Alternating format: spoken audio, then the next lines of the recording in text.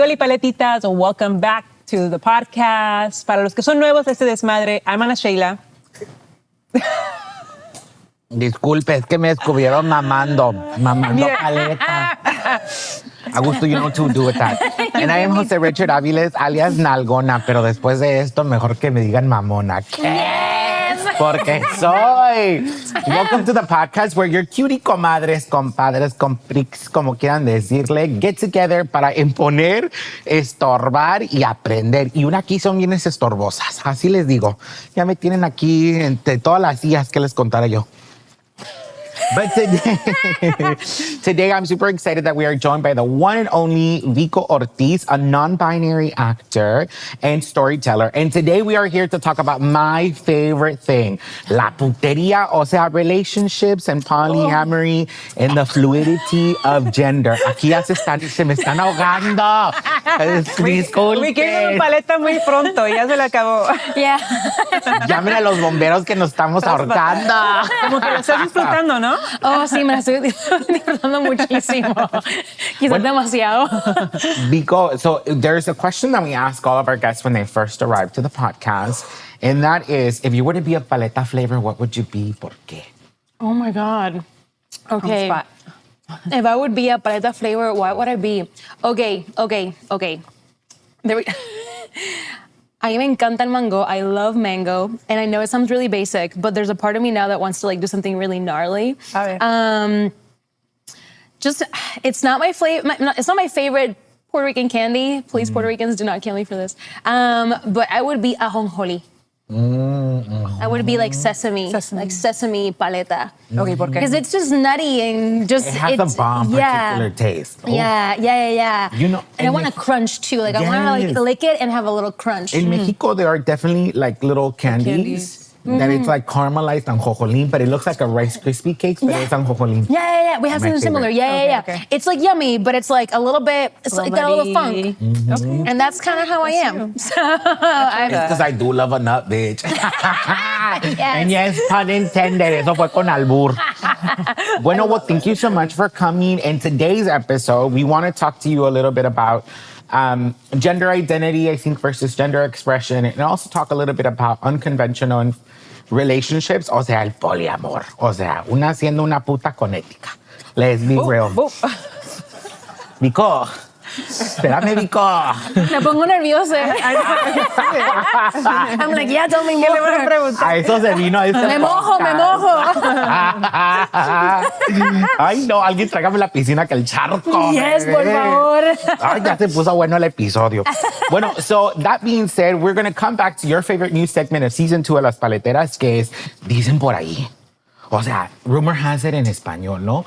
Pero un chismecito, una curiosidad that one might have. Así que uno escuche en la calle, ¿no? Lo que grita tu tía en el metro, you know, just a curiosity, a little fact, something that may be or may not be true, you know, just to demystify it a little bit, a ver qué dicen las calles, ¿no? For sure. So now that we're on the topic, there's a little dicen por ahí que las hochis, o sea, nosotras, allá en casita, son bien promiscuas, and that's why they're polyamorous.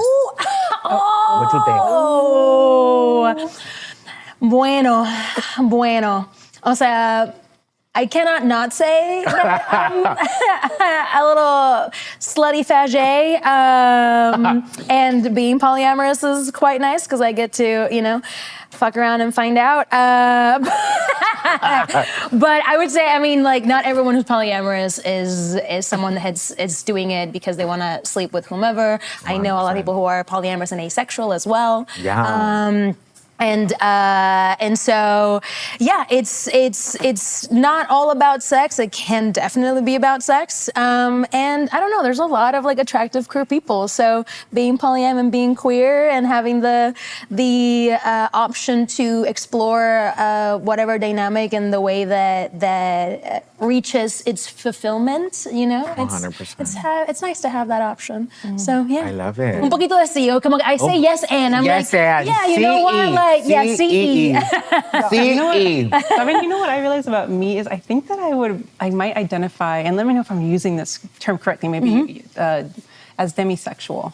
Oh, yeah. O sea que I need to have an emotional connection for a better intimate connection. Is that how would you? I think so. Yeah, demisexual being like you want to feel connected to the person, so that the romance and the sex that may or may not come from that like feels much more. Yeah, because I feel like I've had I've definitely had moments where obviously there's a lot of attraction and chemistry, but I realized that like the times that I've had like digamos que like we hooked up on the first day that I met someone that I actually have felt a little bit like it hasn't been as fulfilling for me. For sure. Like, I'm like, wait, I don't know this body yet.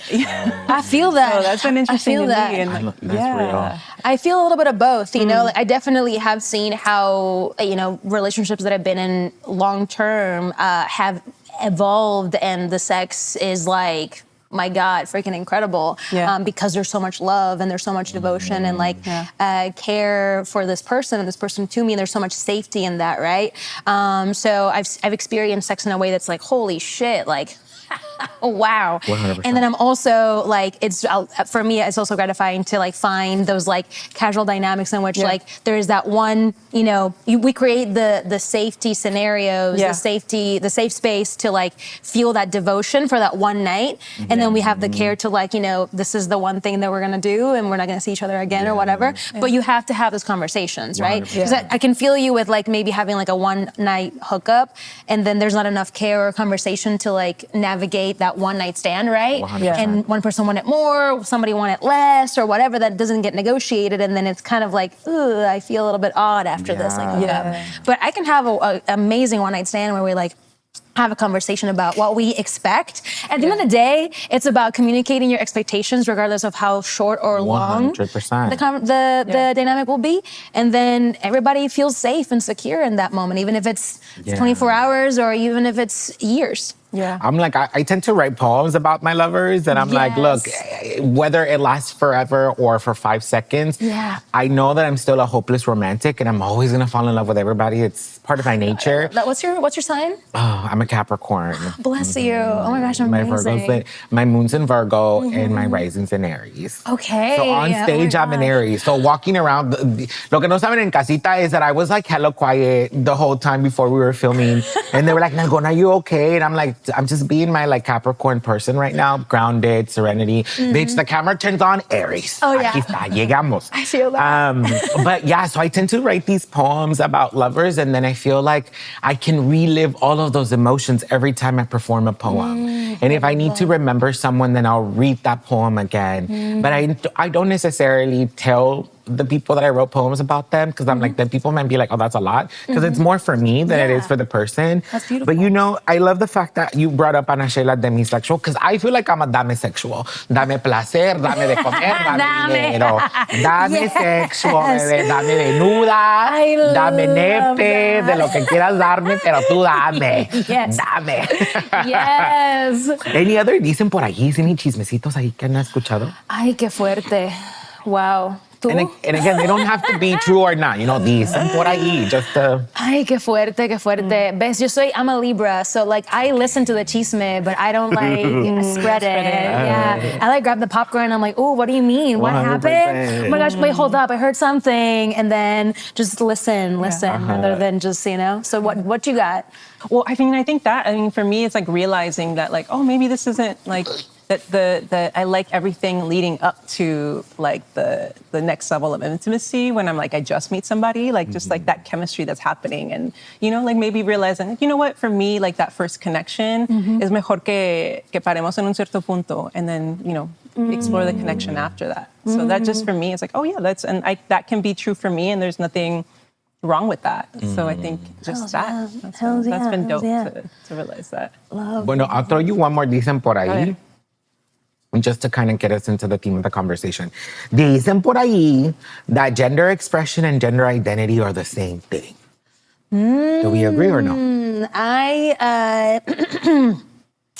I do not agree. I think that expression is one thing and identity is another. I think that it can align. And it can also yeah, it can ebb and flow, right? I can also be like, hey, I identify as this, and the way that I'm expressing it for me, like absolutely aligns with myself. But then I go out, and then people's perception of my expression will differ because like they have their own, constructs and things, right? So I'm showing up in this way, and I'm feeling very much aligned with like my identity in the way that I'm expressing myself, and somebody else be like, actually no, because of my other, other concepts of whatever an expression, like I'm seeing you as this, right? Rather than like what you're expressing, right? Yeah. So, and also you can identify as however, and depending on where you're at in the world, you might not be able to express yourself the way that you feel. And so that might not be something that you're able to do, which sucks because of course we want everyone to be able to express themselves however the fuck they want. And I feel like so many of us have at one point had a gender expression that didn't match our gender identity. 100%. Even for me, I've reclaimed the way that I express both femininity and masculinity in a way that like aligns with myself. And I've definitely been forced to like express femininity in a way that society wants that, right? But then that didn't feel aligned with me. Yeah. But now that I'm expressing femininity in a way that feels good to me and aligned with myself, 100%. I'm like fucking feeling it, right? Yeah. And for some people, it's like, that doesn't look feminine. And I'm like, but for me it is, right? Or similarly, with masculinity, right? When I express masculinity, people are like, that's not masculine. I'm like, well, for you it's not, but for me it is, right? 100%. So I don't think they're the same thing, but they can definitely align, and they can also feel aligned. And then other people can look at you and be like, that's not how I'm seeing it based on their own perspectives. Would you say that you feel like today your relationship with your femininity and masculinity feels healed? O sea que... Yeah, it's definitely more healed than it has been in the past. I feel like I'm always in a constant healing journey. But and we're talking about this a little bit before. Yeah. Since I began performing as a drag king, that's when I was like, oh, I am noticing something here that wasn't happening before, and it's that before performing as a drag king, in order to validate my feminine side, I would invalidate my masculine side. Or in order to validate my masculine side, I would invalidate my feminine side. Rather than letting them just be as they wanted to be, I was constantly like trying to be like, well, I should be doing this and I should be doing that and I should be doing this, right? And then when I began performing as a drag king, all of a sudden, all of those shoulds were removed, and I was just like doing it, and I was just allowing the feminine and the masculine dance and ebb and flow and coexist in a beautiful, like chaotic, celebratory human mess, right? And I was like, holy shit, I feel so much freer on stage than I ever have on my day-to-day. What is happening here? 100%. And generally it was like, oh shit, I'm allowing my masculinity in this like masculine persona to be inhabited and empowered by my feminine side. And so I began to kind of reclaim what my masculine meant and what my feminine meant. And I was like, oh shit, my feminine side brings that empowerment, that strength, and my masculine side is what brings the vulnerability. 100%. And so oftentimes when I talk about expression, right, I feel that I'm expressing my masculinity and it feels vulnerable and it feels raw, and people are like, well, that's not masculine. And I'm like, well, that's what that means to me. Right. And when I'm showing up and like I'm empowered and in strength, that's my feminine side. And it's like, well, that's not feminine, because they're usually associating those things to reversed, be feminine, right? Yeah, weak. Exactly, right? So by like reframing them and reclaiming them as my own, now I feel like it's not like one side or the other, it's just both, and they're both just like doing their thing. 100%. I love that. If you don't mind, for it. me, I think similarly to what you're saying, I think I really appreciate, rather than doing like, or shifting away from dichotomies and shifting toward duality, because a dichotomy like basically abstracts and the body into fragments, as opposed to duality, where it's like, no, I can astral project between space and time. And shit, even like multiplicity and like multiplicity, 100%. I noticed that it started with like, the feminine and the mask, but then I began realizing that I was doing that with my emotions too. 100%. Girl, I'm in my brat era. Yeah. Like, look, meaning allá en casita, it's like, look, I can be submissive, but you gotta earn this submission. Yes, baby. yes, girl. I always tell people, I think I've said this on the podcast before, and correct me if I'm wrong, but I was like, if somebody were to be like, are you into golden showers? No, thank you. But if someone would be like, I'm gonna pee on you como la perra sucia que eres, I'm like, yes. Yes. Delivery.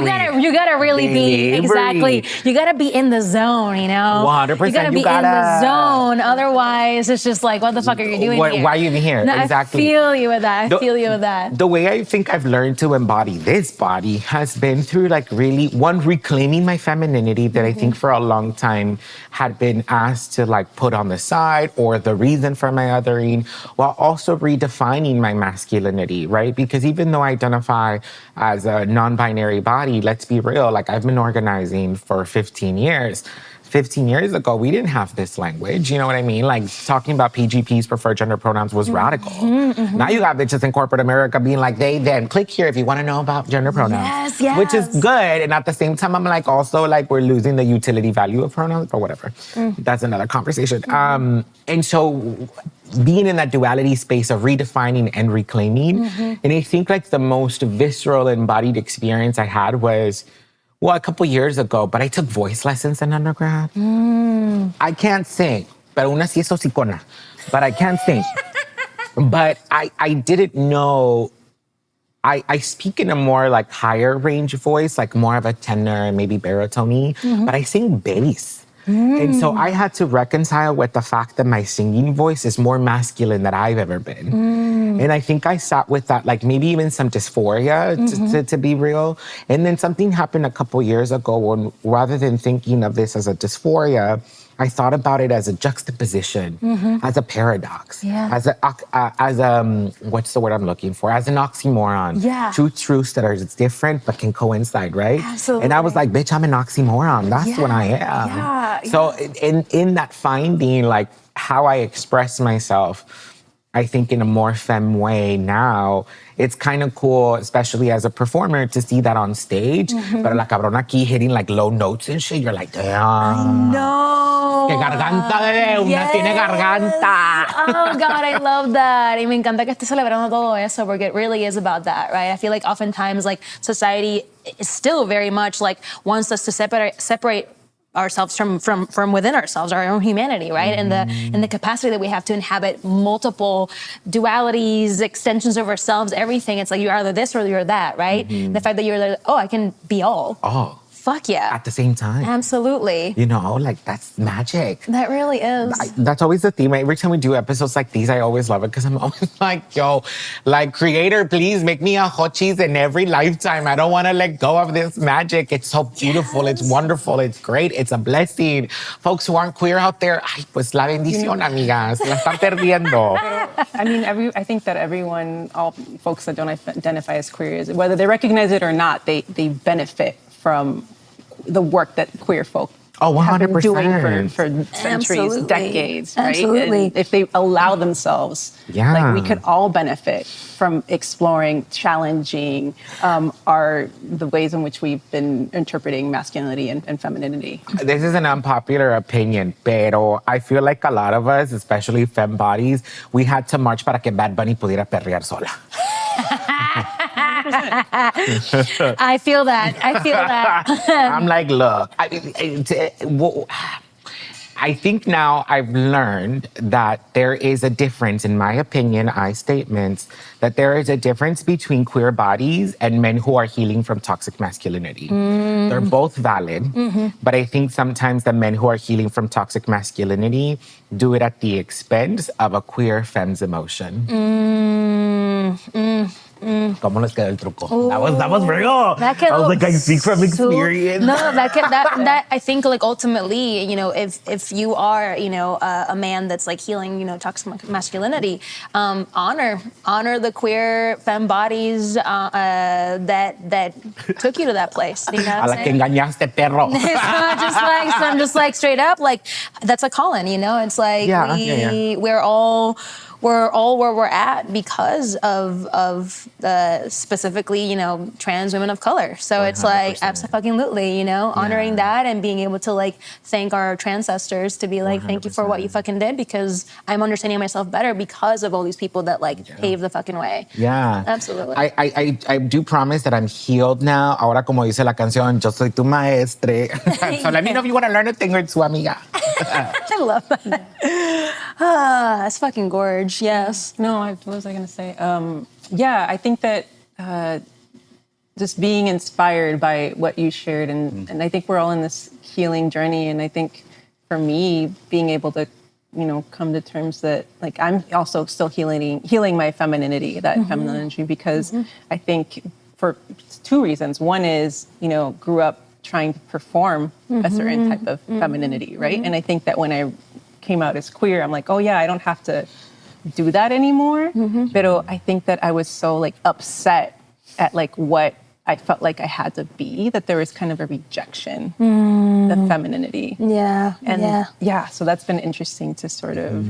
It's all correlated, because I feel that too with like, between the mask and the femme, and then also like holding space for like multiple emotions at the same time. Like I, for a very long time, and we'll probably touch this when we get to the polyamory bit, right? But like for a very long time, I was like terrified of feeling anger or grief.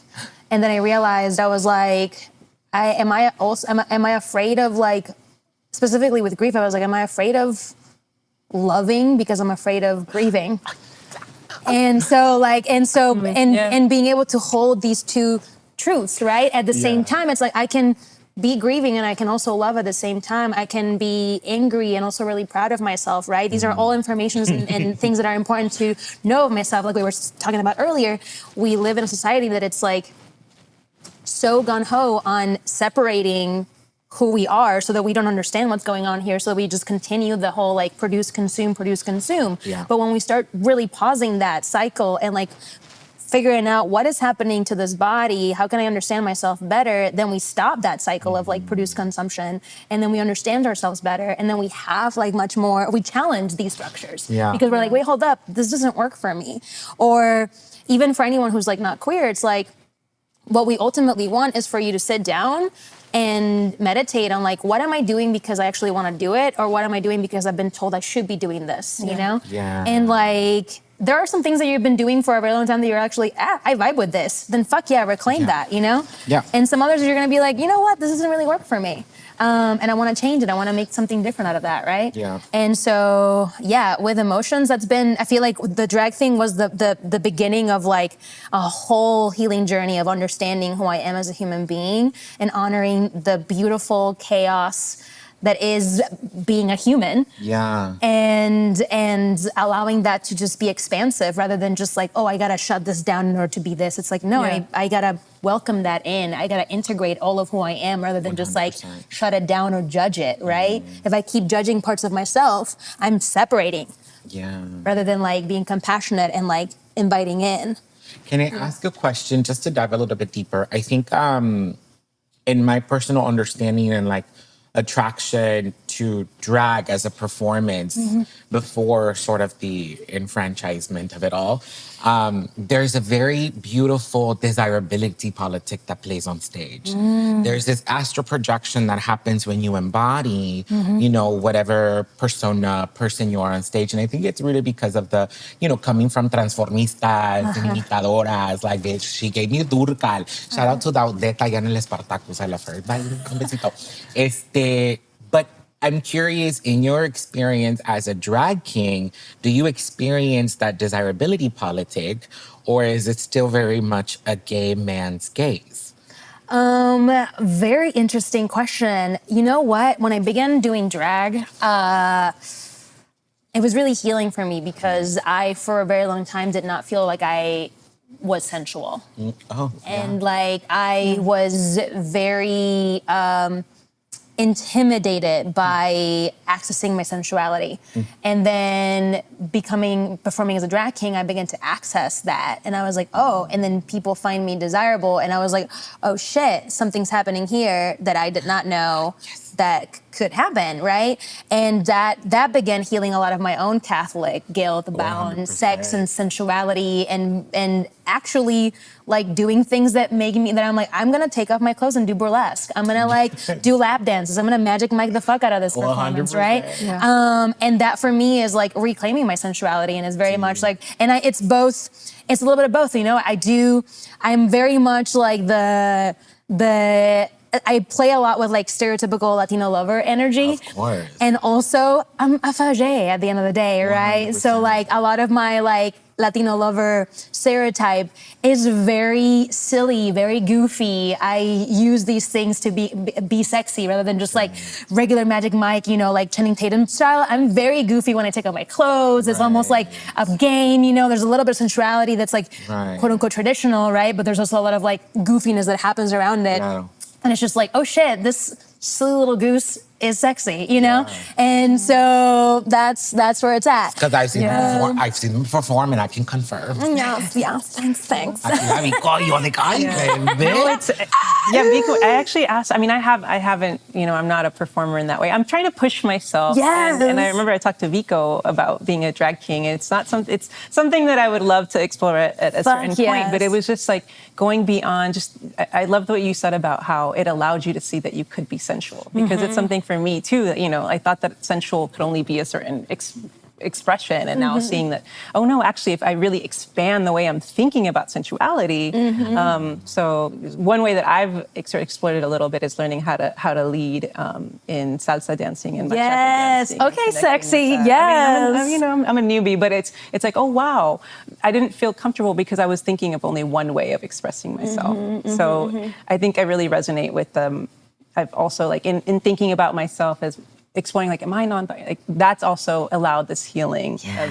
also the femininity that we can going back to that, even if I'm expressing masculinity or whatever. It's No, it's all fucking there, and it's all game. And honestly, it doesn't hurt when you're like doing a little something and people are throwing money at your body. You know what I'm saying? Like it don't hurt. It don't hurt.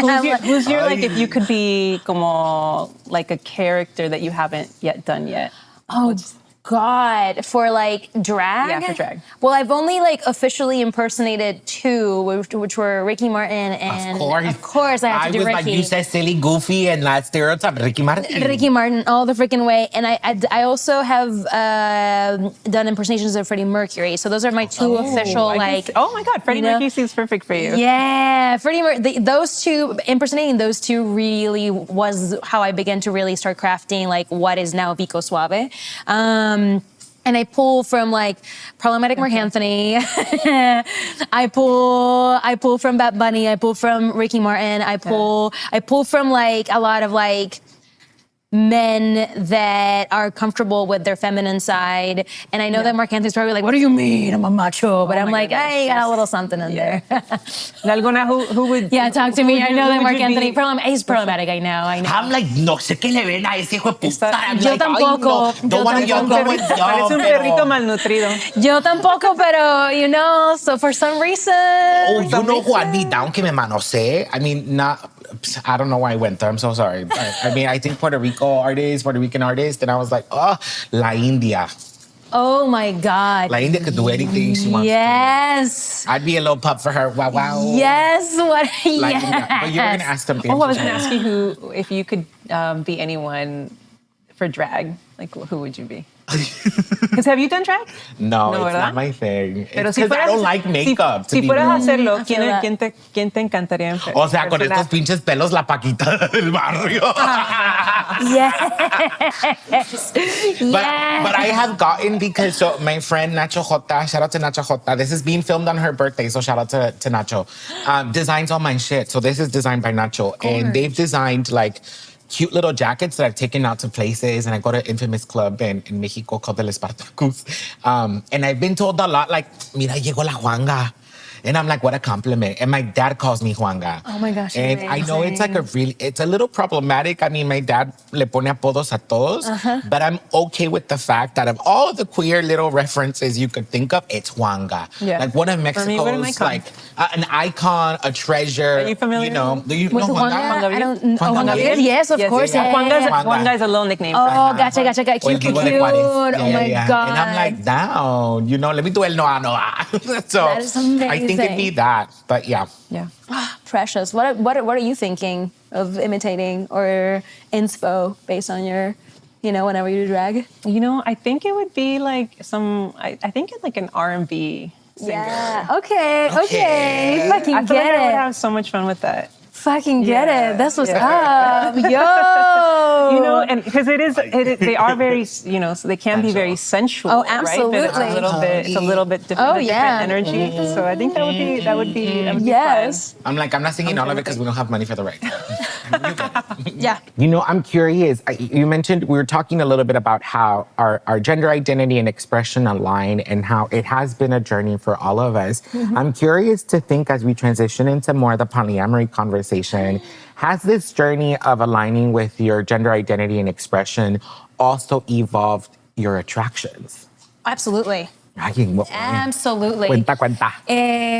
Honestamente, noticing within myself that like expansiveness and that fluidity and that ebb and flow of energy, I'm very drawn to people who are in that similar wavelength, and I'm genuinely game for anyone as long as there's like a little bit of like, if we're vibing, we're fucking vibing. We're you know what I'm vibey. saying? Like we could define what that vibe is, but you're not down. Absolutely. And even looking back, right, into like relationships that at the time I thought this is definitely very straight, I was like, hold up.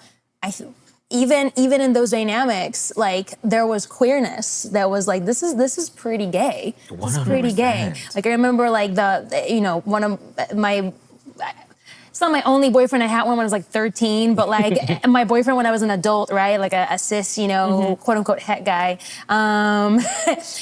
The thing he liked about me was that I was one of the boys. So like, you know what I'm saying? Like I was like, there's something there that like even when we didn't have the words that we have now, like there was an acknowledgement that there's something here that like is different from what I'm normally used to, and like I like that about you, right? Yeah. And so, I think ultimately what I desire from any partner or anyone that I'm like in a dynamic with is a sense of exploration for the self and for each other. 100%. So like I will not be interested in a dynamic even in the bedroom that's very, quote unquote traditional, like if someone is like, this is what sex means, I'm like, we can define what sex means, we can redefine whatever we want, I'm saying? Hi. Okay, you got So it. I'm just like, hi, hello, I got you. I'm picking up. But like, like straight up, it's like, I want people that are exploratory with themselves and are down to explore their bodies and my body and our bodies in a way that feels like fucking celebratory, right? Right. So if someone is like coming in with like, I have an expectation of what sex is and there's no sense of exploration, then I'm not gonna be turned on by you, you know? So like, that's very much, I feel like that exploration and that in drag, that exploration and that celebration of figuring it out kind of began to bleed into my day-to-day life and into my relationships. And like, I wanna celebrate and figure out and fuck around and find out what we can discover here, right? 100%. And that's sexy. So, yeah. I love that. And Sheila, you've disclosed some things. What in your experience and how you mentioned earlier about having to shy away from and rejecting your femininity. Now you're leading salsa. Has that made you like also find new things that you're attracted to? Or like, I mean, it's because I also want follow-ups of some of the things you said in season 1, but I will, vayan a ver el episodio. You know what it is. Empieza con Bud y termina con Plug, pero... Yes, that's amazing. Sorry, I should have asked. No, I feel like I'm just like, I'm in an exploratory phase. You know, I still, I don't know if it's changed what I'm attracted to, but more that I feel open to that changing. 100%. Does that make sense? Yeah. So I just feel much more open. I don't know that anything it's more like, but I was just going to say, do you find yourself maybe double taking on someone you wouldn't 5 years ago or something, or a gender expression or a little something you're like, oh, damn, okay. Yeah, I think that I feel like I'm noticing or appreciating beauty in a much more expansive way. And I think that I can thank my queerness for that. Yeah. Because I definitely feel like when I first sort of came out earlier in my journey, it's like, I'm like, oh, I want to like women that look really femme and like, almost like, like hat passing or whatever, something like that. Like lipstick femme. Right. Like that's because like that's what a beautiful woman looks like. Right. And the expectation. Right. And I'm like, that was like problematic. And I think that part of it was me sort of protecting myself a little bit in my queerness. Right. It's like a queerness that felt a little bit more safe. Right. And I think that we've all kind of do that a little bit. Right. Yeah. We're expressing ourselves in a way that makes us feel a little bit more safe. And that's maybe how we're expressing ourselves, maybe how we're connecting with other people 100%. As well. So I think that that's where I'm at now, is that just like expanding the way that I see and experience beauty. I think similar to you in my gay era, I was attracted or was seeking out only like more masked folks, right? Because I'm like a very homonormative understanding of what sexuality and duos should look like, right? Dyads should look like, getting into the polyamory language, right? Yes. Dyads, now, so I just moved to a new building because I moved back to LA. I don't think my neighbors watch this podcast yet because I just met them, but you should. But okay, so I met one of my neighbors and I ran into him in the elevator and I was like, Daddy, like do anything you want to me, like right here in this moment, right? Yeah. Later the afternoon, I saw like this cute femme and I was like, okay, cute down. Then they were together to come and find out that she is the girlfriend. And I was like, oh, okay. So not gonna like break up that relationship or maybe. No, siento. I wouldn't. But then, so I start talking to her and then I'm starting to find out these fun facts about her. Like they're both from LA. He's from the West Side. She's from, these are too many details. But they're both from LA. Like her profession is hella dope in alignment with the shit I love. Works in academia like I do. Yes. And she is a gamer. And that is my love language. Y'all know this already about me. Wow. And so when I was like, wait, him physically, her personality, and also physically, I was like, I think I just found the perfect straight couple that I'd cuck for. Yes. Like, and they both smoke. And then he was like, oh, you need to go to this dispensary because it's LGBT owned. And I was like, wait, what? Yes. And I was like, and she teaches sex history. I'm like, oh, she pegs him. I don't know if this is true or not. Oh my God, imagine they stumble on this. They're like, but I was like, yo, how expansive has my queerness become that now, and I mean, I made the joke earlier and I was telling you, right, that every time I go to Puerto Rico, I become pansexual. It's just that now it's like, yo, si tienes este saborcito, si me mueves algo, whether it's my body or my mind, fuck, I'm in, I'm down. Yes. And so now I'm like, I mean, I'm down. If they were to be like, yo, Nalgona, ¿quieres ver? Y yo, ¿cuándo? Yeah. ¿Cuándo? Por favor. Yes. Yo aquí les narro todo. And then I'll come back like 3 episodes later, pasó. Oh my gosh, fuck yes. Okay. I feel you so hard. Vico, so what does polyamory look like to you today? And how have you arrived at your current expression of it? Okay, so my journey into polyamory was, of course, very messy. It's kind of like, I feel like... Is it a rite of... I don't know if it needs to be a rite of passage. I hope. I'm always like hopeful. But do you still color outside the lines? Listen, no, I have learned. I mean, the way that I define polyamory is, the ability to love more than one person at a time and pursue multiple romantic sexual relationships at the same time. With that said, you are not less polyamorous if you're single. You're also not less polyamorous if you're only seeing one partner, or if that partner's only seeing you, and you're both polyam. It doesn't make you less polyamorous if you're only seeing one person or none at all. I think that I have changed a lot. I have learned a lot. I have healed a lot. I have died a lot. I've had a lot of ego deaths, a lot of challenging moments of just like really sitting with like, what am I feeling? Communicating those feelings. What are my needs? What are my wants? What are my values? What are my core values? What are my non-negotiables? What are the things that like I desire in a partner or an anchor partner or someone that's a boyfriend or a they friend or a girlfriend or a casual dynamic, or like there's so many ways in which I can relate to people, and all these dynamics can like trigger different things from like ourselves. Right? And like I get to learn more about myself because of that. And right now, I think the biggest lesson that I'm currently, processing is emotional capacity. Right now, I'm only seeing one partner, and I went through a breakup. I have changed housing several times in the past couple of months.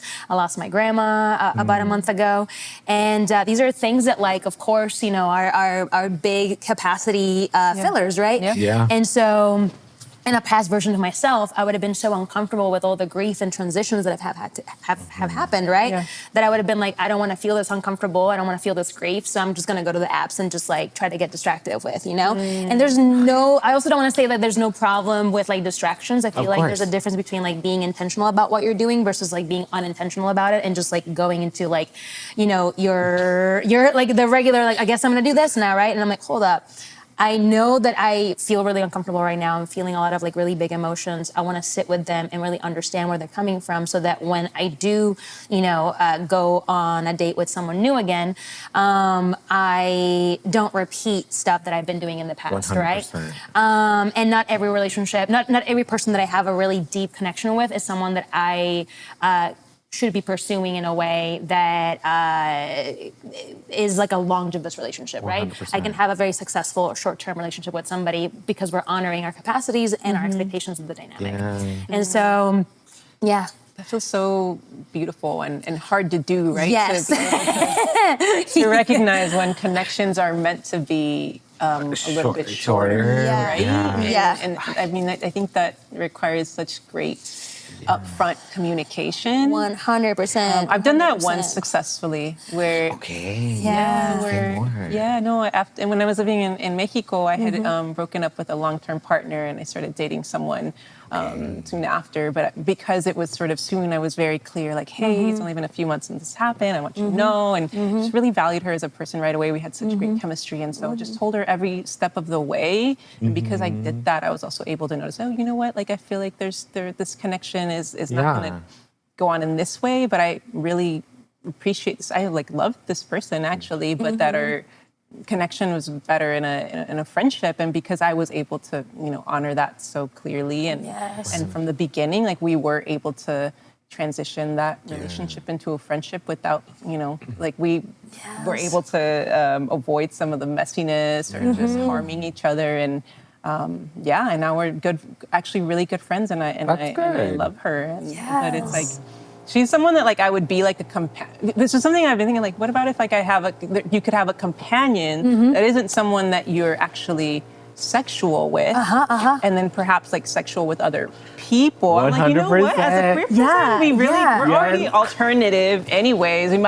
Why don't we get to define exactly what that 100%. That ideal expression of companionship and relationships can be? And I think that's like I'm not currently polyamorous, but just that even learning more about polyamory has helped me think about, oh wait, relationships could look so many different ways, and we're already doing it differently anyways. Why are we going to put ourselves in a fucking box? Exactly. Low-key, that's my friend Teddy. I love Teddy. Teddy, we've been friends for about 15 years. and he identifies as straight, has queer sensibilities. I've been waiting for 15 years, but it's okay. But I think it's a beautiful relationship in that way. Like, we have each other's backs. Like, if anything ever happens, like, I know that I would fly to New York to see Teddy and vice versa. But we do have a very beautiful relationship where we're both, los dos somos tapus. O sea, literalmente nos gusta la putería and it's okay. Love. You know? And so the other day, I got this tattoo not too long ago that says pub. And I texted it to my friend, and my friend literally responded, "Is this a sexual thing?" And I was like, "Bitch, you knew right away. Like, you know me." And then yesterday we were texting, and they just tried on a little sexual thing that they wanted to do, and literally texted me at 10:30 p.m. LA time, which is 1:30 New York time.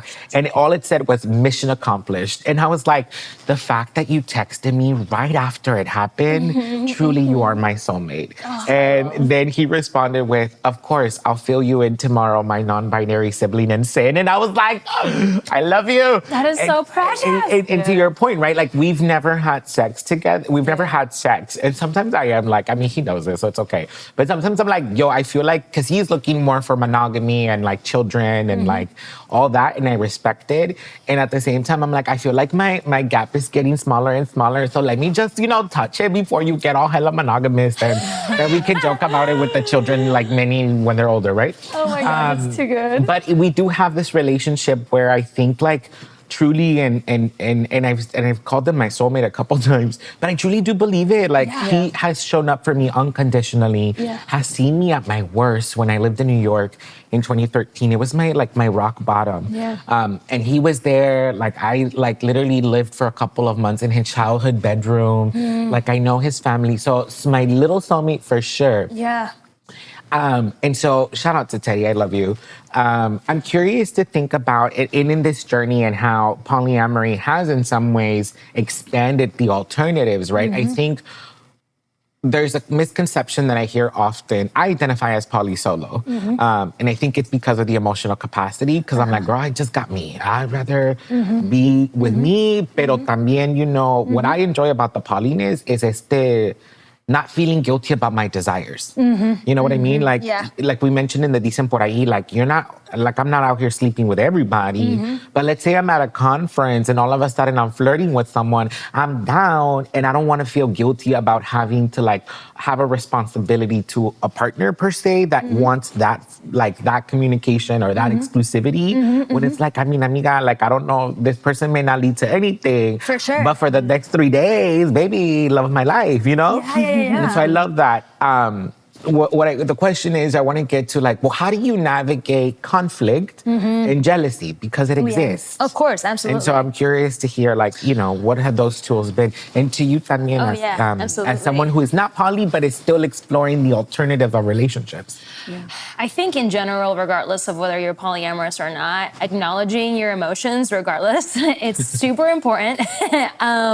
We all experience jealousy. Because you're polyamorous or non-monogamous or however you identify, it doesn't absolve you from not feeling jealous or envious. I feel like it's also really important to know the difference between jealousy and envy. You can experience them at the same time, but they are a bit different. And acknowledging that they're happening and communicating with your partner is super important.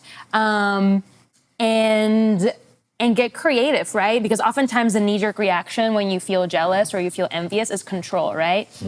And oftentimes, because you're feeling, there's uncertainty, there's insecurities coming up, there's fear, right? And there's things that are happening outside of your control, right? And the knee-jerk reaction is for example, if you and your partner goes on a date with someone new, right? And you feel jealous, right? Sometimes the knee-jerk reaction is don't go on the date, right? Or how dare you go on a date when I'm feeling jealous, right? So, which is then using jealousy to control or manipulate the situation, right? It's uncomfortable to feel jealous, but just acknowledging that it's happening and then maybe figuring out what is jealousy trying to? What is this jealousy trying to tell me? What is there a need that's not being met that's coming up from this that's coming up, right? And that's hard. You got to sit with that, right? And sometimes it's no, actually, all my needs are being met. I know I'm being loved by my partner, and my needs are being met in this way. And because this is a new situation, they're going on a new date with somebody else, and my jealousy is making me feel like this person's gonna take away my partner forever. perhaps what I need is a little reassurance, right? It's like, hey, you sit with your partner and it's like, hey, like I have a very vulnerable conversations to have. I'm feeling jealous about this like new date coming up. I would like to be considered maybe, what can we negotiate, right? Like I want to feel considered and reassured maybe before you go on a date, like you text me something sweet before you go on a date, or you text me something sweet after the date, or, I know. For me, a way to feel like a bit more at ease or more comfortable with like these things, it's like being part of the process. So like I love dressing up my partners before they go on a date. Oh, that's cute. And I love being part of that because oftentimes what I feel is I feel left out of the process. Yeah. And of course I know that like that relationship is not one that I'm a part of, right? 100%. But like something that makes me feel at ease and connected to my partner before they go on a date is like helping them get dressed up. 100%. And That's like cute. that is like a way to feel like at ease and like get them compliments and like, they're also just like, thank you so much for like helping me for like this date. And I'm like, we both get to like, ease each other, right? If they're nervous for their date and I'm nervous for them going on a date, we can like help each other, reassure each other that we got each other. And then that makes me feel at ease, right? Right. You're participating, but you still feel so assured that Exactly. that you're not going anywhere in your connection to them, right? And then with envy, right? It's the feeling of someone's doing something or has something that you don't have yet, right? Because jealousy is like the feeling of like fear that someone's gonna take away something from you that you have already, right? And then envy is like that is yours. That's quote unquote yours, right? Also challenging those like feelings of like what do you mean by like, you own this person, right? Which is hard because it's like, you're mine. And it's like, wait, hold up. Yeah, you are your own person and so am I. Right. So how can we feel safe and cared for in this process, right? Yeah. And then with envy is like, for example, your partner's other partner takes them on a date to this thing that you wanted to go to, and then you're like, oh man. Right, like damn. Or it could even be like, damn, bitch, I can't afford to, to love you in the way that this person does. Exactly, 100%. Right? Yeah, 100%, which is a very uncomfortable, feeling to experience, right? So like figuring out ways to like then find that happy medium, find that compromise in which like you feel like you are what's the word, aportando, to something in a way that feels like good for you and that your partner also feels like affirmed by that. A much more complicated feeling, which is one that I recently read on the book Polywise by Jessica Fern, is justice jealousy. Okay, a ver, give me that one. I know, and that one's rough because so when you feel jealous, right, and you feel envious, right, you have that feeling, and then you just communicate it with your partner, right? And hopefully you have a conversation in which you can have those needs met, have that, conversation in which you both feel affirmed and secure and great, right? Yeah. With justice jealousy, there's another element to it, and that is resentment. Because what usually happens is you've been asking for your partner, hey, I'm usually the one that books all the dates. Usually I'm the one that books all the dinners and whatnot. I would like for you to also book them, reciprocate in the same way, right? And they're like, yeah. And then nothing happens. And then you ask it again. And then, because you're feeling, hey, I feel like it's one-sided. I want to communicate. You want to have that reciprocity, right? And they're like, yeah. And nothing happens. Mm-hmm. And all of a sudden someone new comes up and all the things that you've been asking, they do with that person. Oh my God. Porque ella y yo no. Yeah, which is why, and it's rough. It's such an uncomfortable feeling. Por eso mandamos al cachorro a la perreta. It's such an uncomfortable feeling because it's that, right? Because that feeling of jealousy or envy is justified. Right. Yeah, totally. You have a deep sense of injustice that's happening. Right. You're like, I have been asking for these things. Yeah. Right. And you've been saying that you're going to give them to me, and then you don't. And then all of a sudden I see you doing them with the other person, like, This new como si nada. con esta nueva Como si nada. persona. Right. And then you're like, what the fuck? What do you mean? And that sucks, Excuse me? Excuse me. And I'm not saying that it's impossible to not repair from these things. 100%. Yeah. It's possible. It's just that then you have to ask yourself if you have the capacity to have the amount of conversations that need to happen. Because one, if you're the person that is experiencing justice jealousy, it's incredibly uncomfortable because you're like, holy shit, I've been asking for these things and I've not been reciprocating in the way.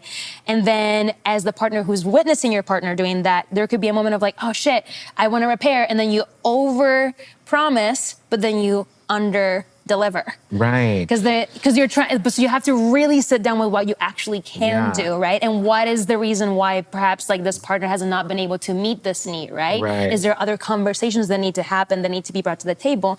And as the person who is experiencing just this jealousy, you have to really sit with like, if what you're asking for, like if that need that you've been asking for a while that has not been met, if that's a non-negotiable for you, or if it's something that can be negotiated. Right. Because you can tell your partner, hey, I really like will like have this need to be met, and your partner is like, oh, I really can't give that to you in that way. And you have to be like, am I okay with this person not doing that to me, but then doing it to somebody else and continue in dynamic, See, right? this is why I enjoy being poly solo, because like I feel like what you just broke down for us is a process that I get to do on my own, because then I don't want to have to go through like, and maybe it's saying something about me, but I'm like, I don't want to have to go through that conversation with a partner. You know what I mean? Like, and do this and do that. And maybe it's the calluses around my heart. And I think poly solo has just been the right avenue to not overanalyze my trauma and still live in peace.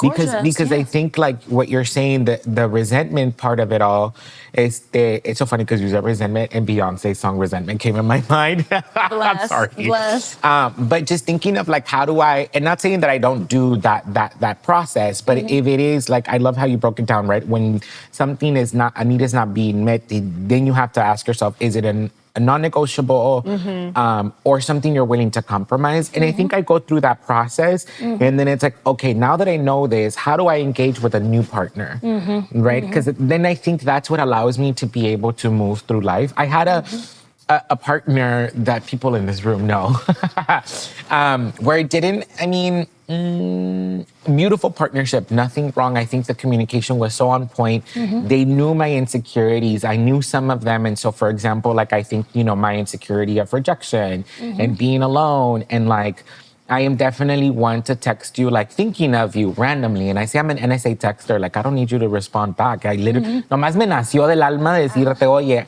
I mean, you don't need to know I was taking a dump, pero like, I thought about you. And so that was really beautiful. And I think just like artistically, we're both artists, it just didn't work out. And now that I'm back, you know, they went on their journey, also found and connected in a different way. They tapped into a swag that I was like, the fuck, who are you? And we just talked on the phone not too long ago. And I was like, okay, something's rekindling back. And I think we needed to take this little moment to come back. And I just remember telling them like, from now on te voy a decir ganas. And they were like, why? Porque cada vez que te veo me dan ganas de besarte, ganas de comerte, ganas de tocarte. And they were like, damn! I was like, God damn! Oh my God. I'm curious to think about, okay, well, because I think a lot of people, especially like those who hate on like the wokeness of it all, right? Like those woke haters. I mean, I'm one too, let's be real, because I'm like, identity politics doesn't serve us anymore. But I think there is a way to have these conversations, right? In a way that it's like normalized. Like it's not like this ritual process of like, let's light up the candle. You know, there's like this really like neoliberal approach to what people think the having these difficult conversations look like. Absolutely. So I'm curious to hear like, how do you just have that conversation and normalize it as opposed to being like, okay, mira. You know? It really, it has its twists and turns because I also, for a very long time, was a major people pleaser. And I would avoid conflict at all costs because I thought that like bringing stuff up would be the detriment of the relationship, right? Of course, now I very much, if you're keeping stuff to yourself and not communicating that with me, you're doing both of us a disservice. And I am a very big believer of bringing things up and like communicating and all that jazz. And it took me a while to like get to that point. So I would need to have these like rituals to kind of be like, okay, I would like to bring some stuff up, right? And I would have to like write everything down and like what are the intentions of the conversation and like the questions and the thing that was said that brought up this other thing. You like schedule and I would be like baby. really intense about it and like kind of create like comfort because it was such an uncomfortable thing for me to do. So I definitely in the beginning I was like, okay, setting up the space, pillows, we're comfortable. Right. I need physical touch. Can we like hold hands while I'm reading this? Like I was really trying, right? Now, usually it's like very much like, hey, I want to talk about something that just came up the other day and, you know, or earlier this morning. Do you have capacity to like have that convo right now? Gorgeous, amazing. And we just chat about it. And the turnaround is like very different. Of course, because also when I was in the very beginning of like, you know, bringing up quote unquote conflict, I was terrified of Right. saying the wrong thing, saying the wrong blah, blah, blah, and all that jazz. Yeah, all the And of things. course, but sorry, I said I've died a lot because I've had many an ego death, right? Yeah. And it doesn't feel great when your partner also comes to you and it's like, hey, this thing that you said really hurt me, or this thing that you did really hurt me. And you're like, what do you mean? What? I am perfect. And it's like, okay, hold up. And like sitting with like your mistakes and then also using those as a way to like be like, oh, how can I like be more considerate of this? Or I can be more careful about that, or like consider in this way or reassure in the other way, right? But really it's the practice. Yeah. What makes these conversations easier down the line is practice. I've seen it, you know, with my partner. We've been together for almost 4 years and we've seen each other through a lot. And our conversations now are so different from what they were, you know, when we first started. Yeah, I mean, my guess would be that anyone that when you were in a polyamorous relationship, that communication, like learning curve, it goes really quickly. Porque no te queda otra. Yeah, no? we Right? have to do it. And we've seen each other through relationships with other people, through breakups with other people. We've seen each other through long distance, short distance. There are so many things. And it really is amazing to witness the shift in conversation and how we now, like, I don't have to have a computer Google document with like all the things. I'm just like, no, I am understanding myself better. Yeah. But I use, I straight you up, need to. I was like, Google Doc, and I was like, this is the issue, and like, this is what you said or what you did, and like, it brought up from trauma, and like, and I would have to read it because I would be so nervous about saying the wrong thing or like diverting or whatever. But now it's not just the practice of having the conversations, but also the practice with myself of understanding what my feelings are, where they're coming up. So then I feel so much more secure within my own body. Yeah. So I'm not like, you know, and I've seen time and time again how these conversations are an invitation to deepen the connection, which is fucking beautiful. I feel like I'm like, all right, let's fucking rock and roll. But in the beginning, I was terrified. I needed the candle. I only laugh because I think with this partner that I just mentioned, the first time we were together, I was in grad school for social work. And so literally, I think this happened during like my relationship counseling class. And I was like, well, here's an exercise they do in couples. And it was very much that process. Yeah. Desafortunadamente estamos llegando al final del episodio. Ay, qué fuerte. So many things. Do you have any last question? Well, no, I was just going to say that like one misconception that I had around poly folks is I thought like, oh yeah, they just don't get jealous. Oh, You no. know? And I was like, oh no. I'm like, oh wow, they're just like such evolved like beings, you know? And I think it was realizing, no, like they just learn how to navigate these feelings differently because you have to when you're in this kind of relationship. And I think that anyone, whether you are poly or not, like I think that so many folks who are not poly could learn so much from like how poly folk learn to communicate in order to sustain their relationships. Yeah, because jealousy comes up in so many different ways, not just like with other dates. Yeah, right. And whether if you're not in a poly, like you can learn so much from like how I think a lot of poly folk probably learn to communicate. I know for me, with my girlfriend, we did have a brief period of time where we were we didn't call it a poly. It was an open relationship. Gorge. And it didn't last that long. That period of time. Yeah. But it was really interesting to see what things me nacieron. Of course. And like, because I was really trying, I was like, I really want to be open to this, but this is such a new experience for me, so many new feelings. And I was so like both hating them, but also appreciating them for the opportunity that they were giving me to explore new ways of communicating and moving through feelings. And I feel like folks that are, you know, in just regular or, you know, non-poly relationships, they just don't face themselves and how to work through these things because they just like shut it off. Yeah. And so even though it didn't last, it was grateful. I'm like, oh wait, I was starting to see like, oh, actually I'm noticing what I need to feel safe. You know, as you're talking about earlier, I thought we talked about this before. You told me what you did in order to feel assured. And I was like, oh, that makes so much sense. You're just figuring out what you actually need to, you know, combat some of these feelings that make you feel insecure, whatever it is. And so I started to, like, actually what I would really appreciate is that if she did this before X, and I was just starting to kind of realize what are the things I needed and working through those feelings. And even in that short period of time, there was a lot of growth in that. And there's no blueprint, you know what I'm saying? Like you're making it up as it's happening, right? So like you have to, I'm like invite everyone in general, regardless of like, relationship dynamics, to be kind and generous with yourself when you're trying something new. 100%. Because you can be like, oh, this will make me feel better. And then it happens and you're like, it did not make me feel as better as I thought. Let's try something different. Right. And that's okay, I think some of the misconception is also, I think folks don't realize why compassion is important is because we may not realize that a boundary is a boundary until we cross it. So you got to be compassionate about it. There's so much to talk about that I feel, let us know in the comments, but I think we need to do a part 2 for like the mini-sodes, because we can do that. We'll let you know about the mini-sodes after that we record. Because I feel like I'm going to propose, just out there, productores, take note of this, maybe the mini-sodes could be about open relationships and setting boundaries. Yeah, that's a good mini-sode, because I feel like we can do much and then dive deeper into that moment. With that being said, amigas, ya sé que en casita están ahorita de que espérate, si yo estaba ya apenas mojadita, apenas me estaba chorreando. Bueno, with that being said, we're gonna go to end this episode with our new section that I'm sure you love en casita, que dice Mete o Saca. Bajando la cortina. Okay, we're back. Okay, so Mete is basically something that we're inviting in, or Saca is something that you're gonna let go. So, Vico, you get to choose Mete o Saca. ¿Qué vas a meter o qué vas a sacar? Oh my God, I based on this love episode. that. ¿Qué meto o saco based on this episode? Yo quiero meter y sacar al mismo tiempo. I was like, what do you mean?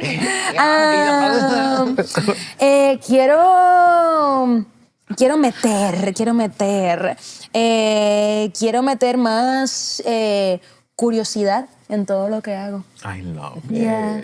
Meter Ay, más qué rico, curiosidad. meter. Ay, yo fácil, voy a meter a mis vecinos. Por favor, invítenme. Gracias. I love it. Tal vez también más curiosidad. I love that. I'm gonna get on your Meter curiosidad. Yes, a little bit more curiosity into our lives. In all the ways. Yeah, I love that. Ay, I love it. En este episodio somos las metonas, porque que nos metan todo, ¿qué? Bueno, paletitas, yo sé que allá en casita apenas se están mojando, una aquí chorreada ya. That's why I'm sitting like this, porque aquí mi comadre, aquí I can't. I'm like, Vico, stop. But please make sure to follow and subscribe and hit the notification bell so you know when the next episode drops at Las Paleteras Podcast. And of course, we always want to hear your little chisme. So tell us, are you poly or cubo? Recuerden que la vida es más sabrosa con nosotros porque somos Las Paleteras. Las Paleteras. Oh my God, that's too fun. Hi, Paletitas. This podcast is produced by Joel and Elpidio Perez, along with your hosts. Las Paleteras is edited by Augusto Martinez, with music by Cintia Morado and Ingrid Guijarro. Special thanks to our friends at Mitu and Sonoro for production support.